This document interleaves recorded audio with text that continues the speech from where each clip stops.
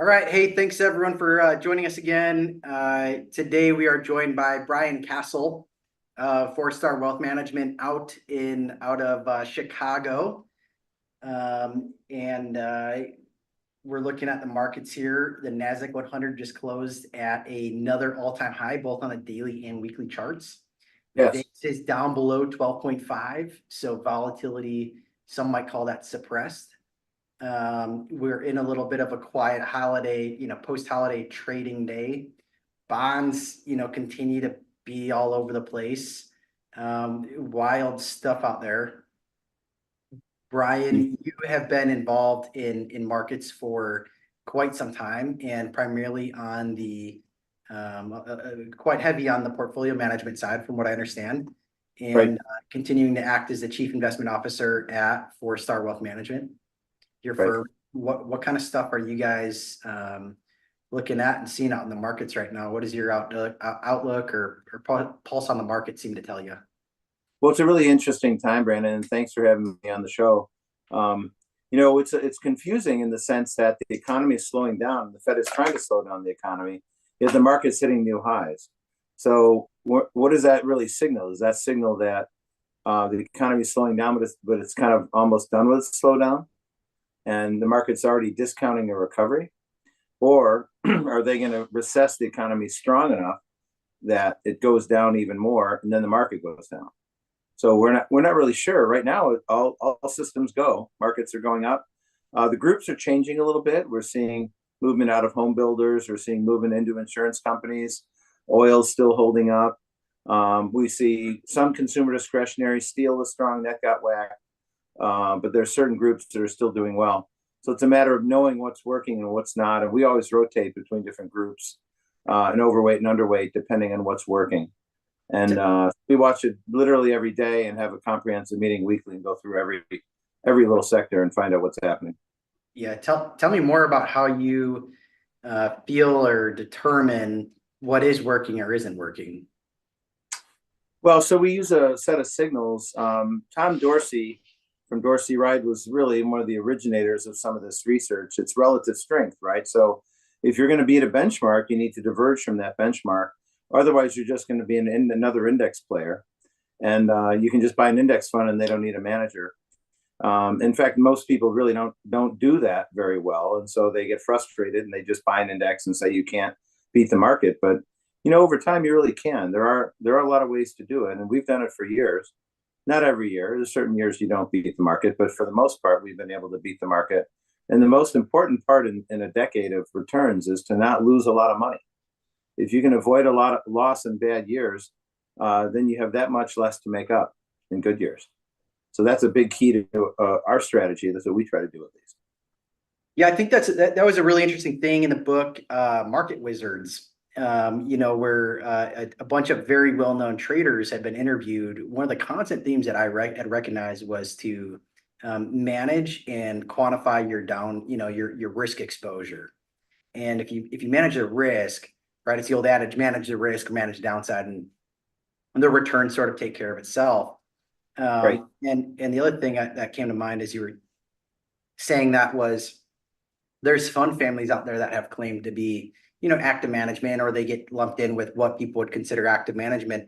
There's a scalability issue, right? If you are so good at what you do, and all of a sudden, you have to buy up half the issue of a name to take up the position, right? All of a sudden you can't do it, right? So there's a scalability issue when it comes to actually trading and execution, not just on building, a hypothetical index or something like that. And so there are these fund families out there that I think they sort of become closet indexer, right? Their correlation to the market, if you look at their correlation, gets pretty high to just the index that there is their benchmark index. And then it becomes hard to outperform. And the other thing is, if you're ever working on stuff where if you have a long only portfolio, you're always invested, you have a better chance on a return basis to beat the market, right? I mean, but if you're trying to manage risk and you're out of the markets at different points, then you have a more difficult time, but it's because your risk profile is different, right? So how do you square with that when you're looking at building a portfolio or managing a portfolio And we have the ghost of the S&P 500 now is like, that's the gold standard everyone's looking at. Everyone wants to compare you to the S&P 500, regardless of whether or not the risk profile of the S&P 500 is appropriate for them, right? Right.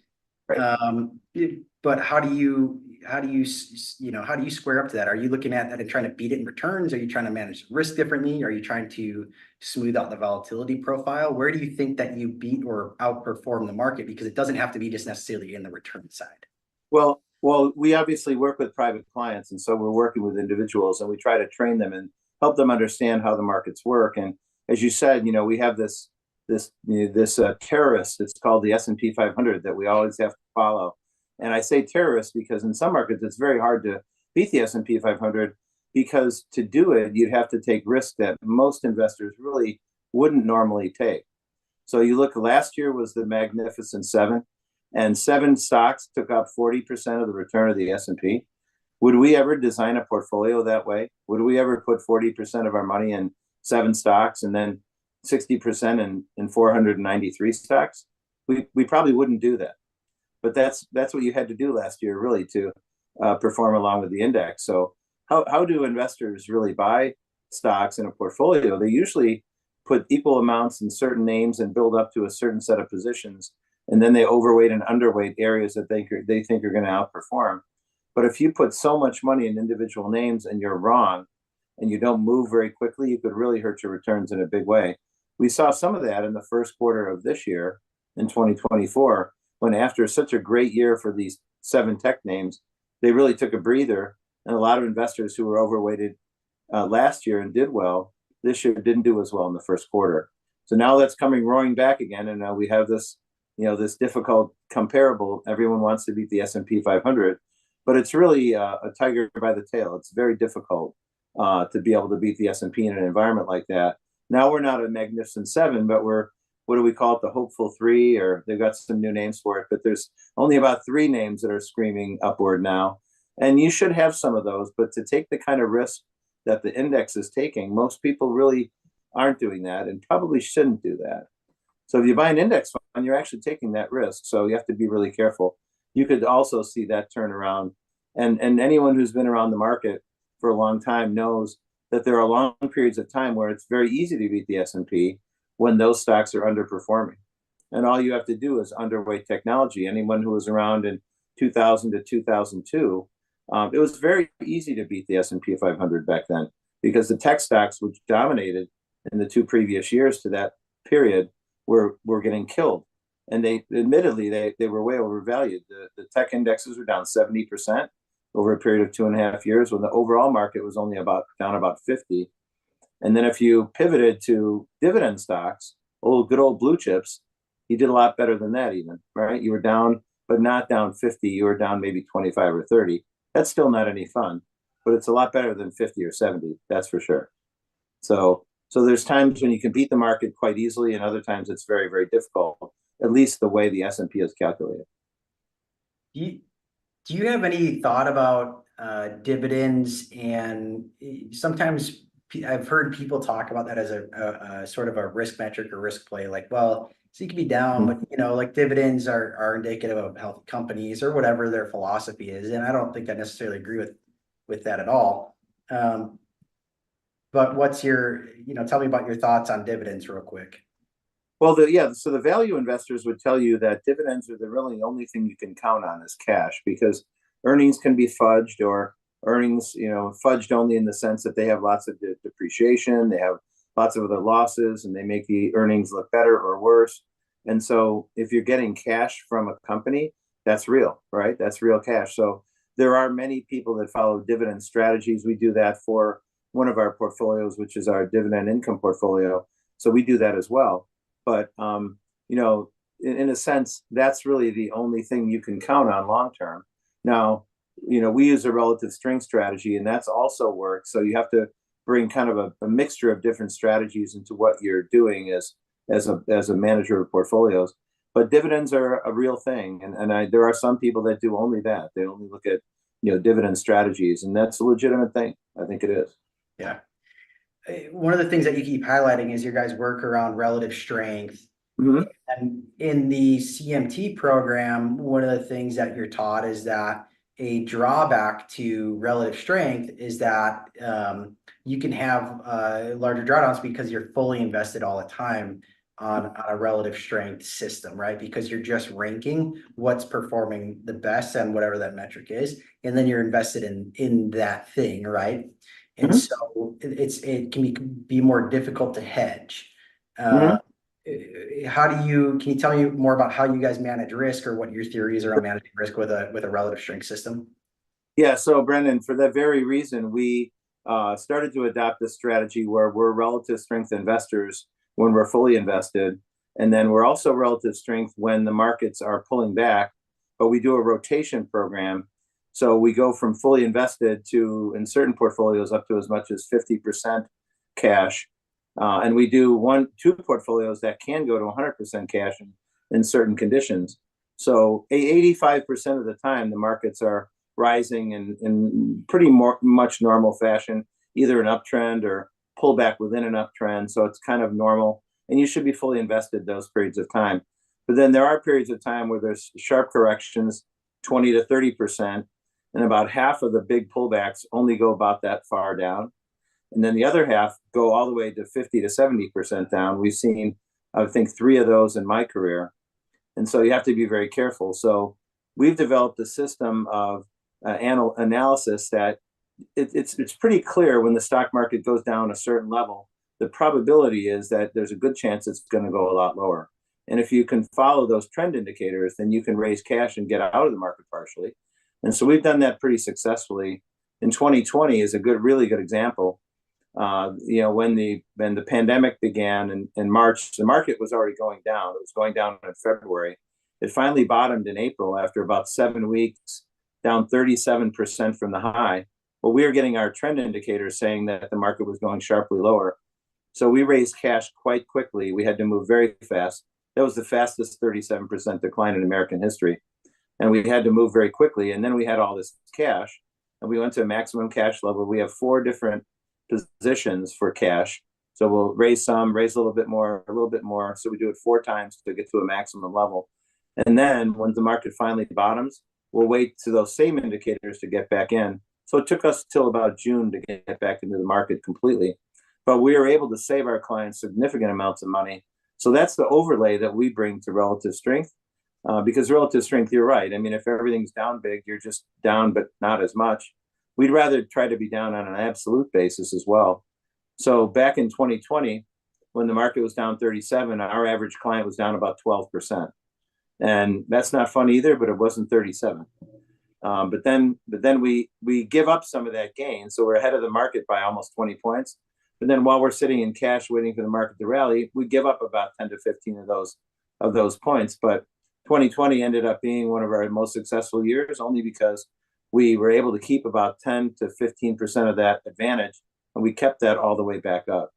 So by not losing a lot of money, you can actually make a lot of money over time. So that's the overlay we added to it.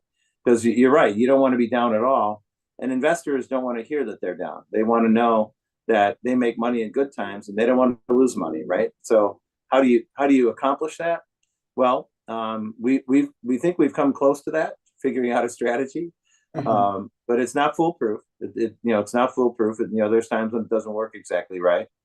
But in my 40 years of running money and 30 years directly as a portfolio manager, we've only had to go to maximum cash like that 7 times.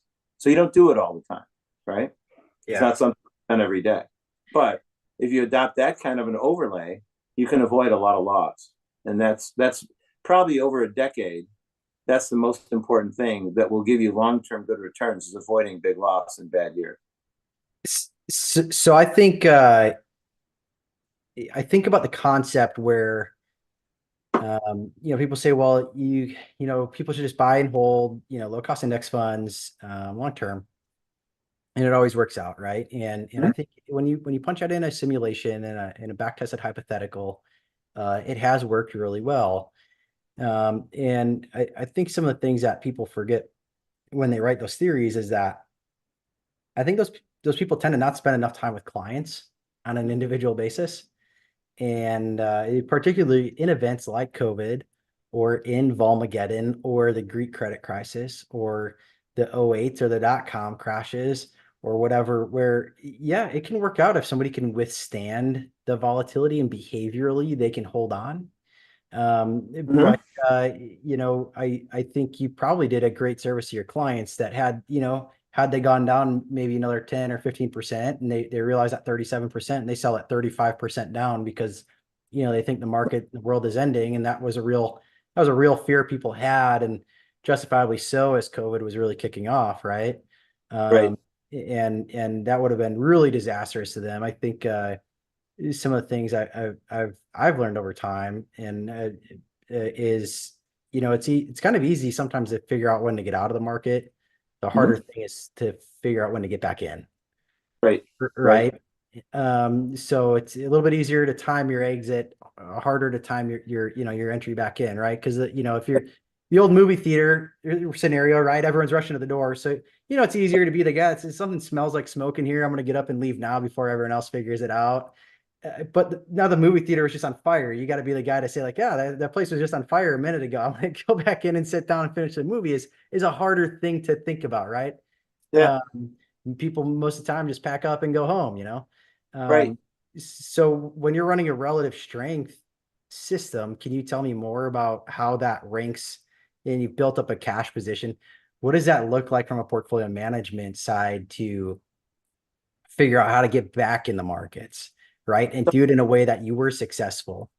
Yeah. So Brandon, we're still doing relative strength at all times, and whatever we still own. So let's say that we do go to maximum cash levels, and the portfolio is at 50% cash. That means they're still 50% invested.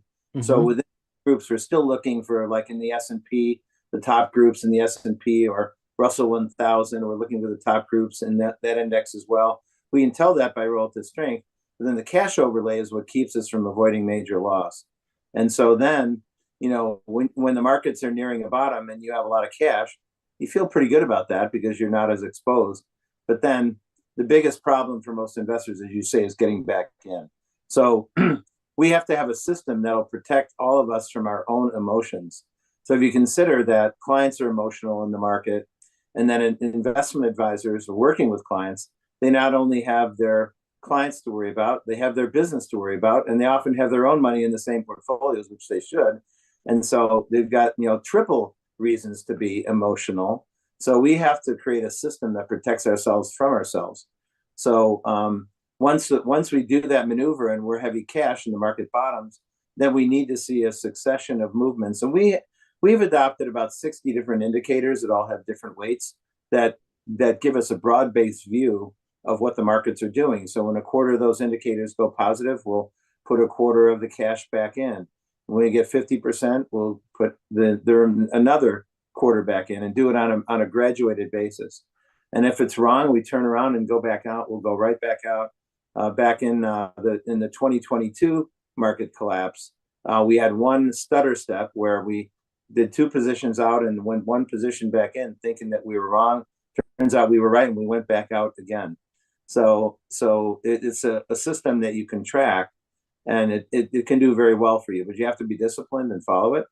The worst thing you can do is to sit on the sidelines and not have a plan to get back in. Most investors that sell in a bad market, whether they sell at the top or at the bottom, they're paralyzed and they don't know when to get back in, right? And many of those investors who got out in 2008, I know investors who got out in 2008 that are still out, right? They don't know what to do. They're scared. Yeah. They're sitting in cash, or they maybe bought bonds.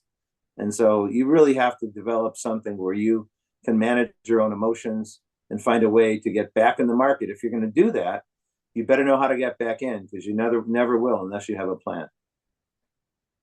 Well, God bless the soul of the person who got out of the market in '08 and decided to buy bonds during a zero interest rate policy, and has now experienced what I call the '08 of bonds, That's you right. know, That's right. which was 2022 all the way through now.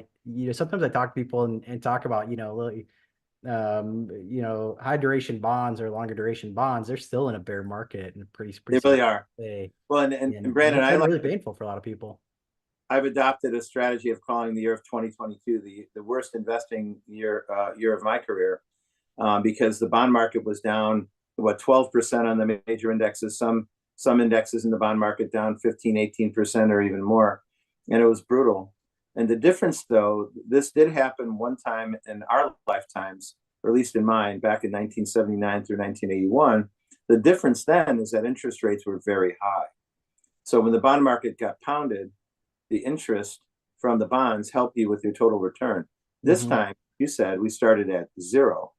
And so we had no cash flow to help buffer the decline. So it was all pure loss. And people lost 12, 15% in their bond portfolio. So all those retirees who had bonds for security got slaughtered.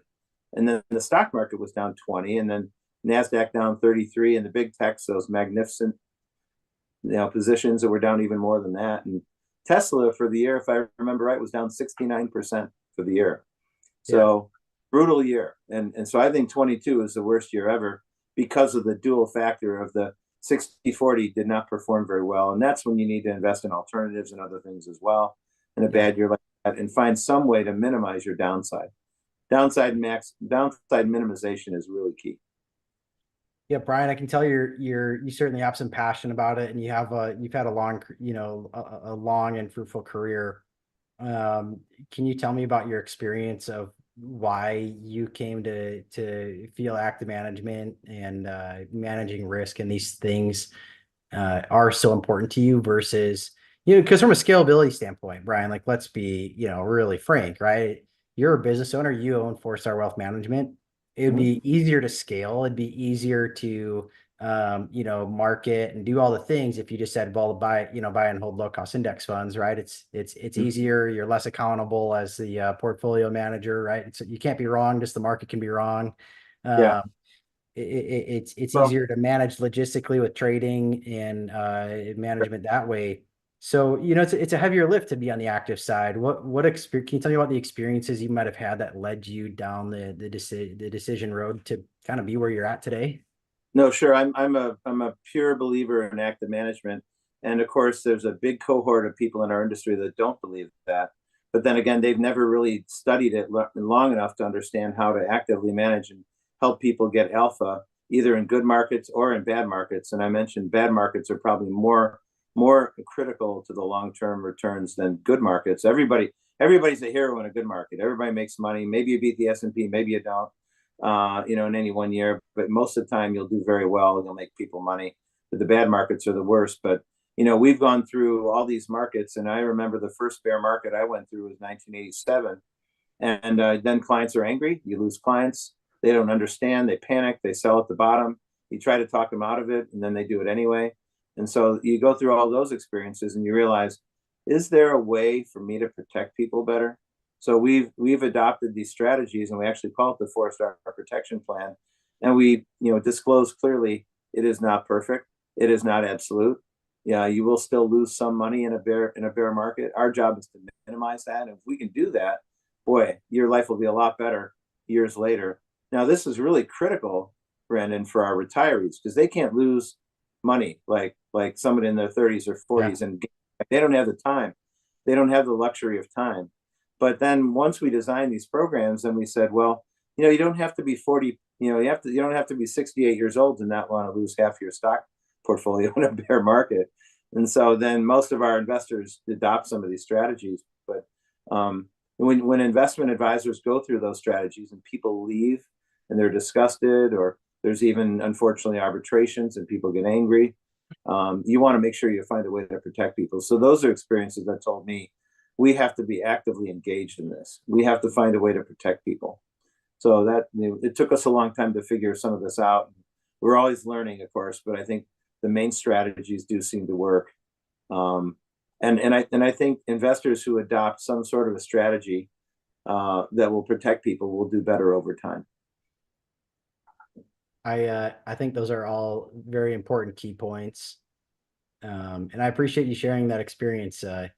Not a lot of people in the business today, especially those, talking about just the low cost index fund approach, which has its place. I'll be the first to admit, but a lot of them didn't experience the 1987s, right? They didn't Yeah. experience the years or the decades of, little to no return in the indexes on an absolute basis. Mhm. There's a lot of there's a lot out there that the history and the charts can teach people, and I think you're doing a great thing trying to manage risk. That's always how I try to approach it, and relative strength is certainly a different take on it, especially since that is traditionally more of a long only type idea, right? Mhm. So you certainly had to customize that to your own likings, and that's interesting and unique. So Yeah. Well, and I uh think the key to all this, Branden, is investor education. So we do reviews with all our investor clients at least every 6 months and tell them what's going on and give them a primer on what happened in the market. yeah, Make sure we're hitting our targets. That's really critical. And then we do podcasts, so we do meetings, we do all kinds of sessions. So if they want to learn about it, they'll learn. And hopefully, the informed client is the best client that we have, for sure. yeah, yeah. Brian, before we go, do you have any favorite investing quotes you'd like to share with anyone? Well, um, I guess probably my favorite, I already told you, is you can make a lot of money by not losing. And and I think if you think that through, it's actually not that hard. I mean, we don't have bear markets every year, so if you just figure it out and you're ready, you can do a lot of good for yourself by not losing money in a bear market. So that's probably my favorite quote. And I can't think of any others right now, but the key is stay in for long term. Try to sidestep bad markets, and you should do very, very well. Yeah. Well, I appreciate you taking the time to share today, especially you rolling into a kind of a unique, it felt like a weekend all day, you I know. know, right? 4th of July on a Thursday is an interesting experience. I But know. I appreciate you taking the time today, and wish you all the best, personally, professionally, and in the markets.